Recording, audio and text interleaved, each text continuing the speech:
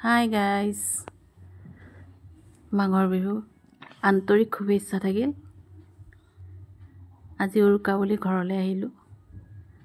ঘৰৰ মানুহৰ লগত একেলগে এসাঁজ খাম বুলি। তাৰপিছত এয়া কিন্তু বৌয়ে বনাইছে, মই এনেই দেখাইছোঁহে দেই। এয়া ছাগলী মাংস, দাদা বৌ সেয়া পনীৰ বনাইছিলে, এয়া মিক্স চব্জি,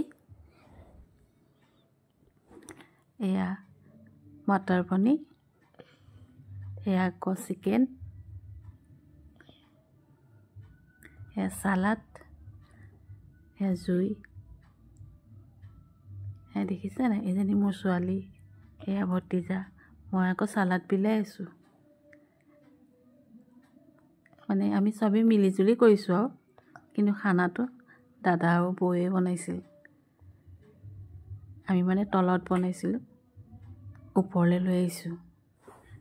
এয়া দেখিছে নহয়, এয়া ল'ৰাটো মোৰ পিছে পিছে আছে।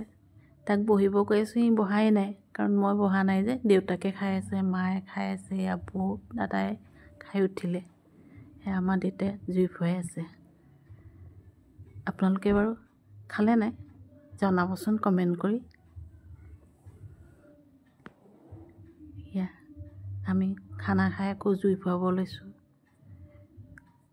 তাৰপিছত ছোৱালীজনীয়ে জুই ফুৱাই আছে, ভতিজাজনীও ফুৱাই আছে জুই। সেই পেহীয়েকে হাই বুলি কৈছে ইজনী, এইটো আমাৰ ভতিজাটো।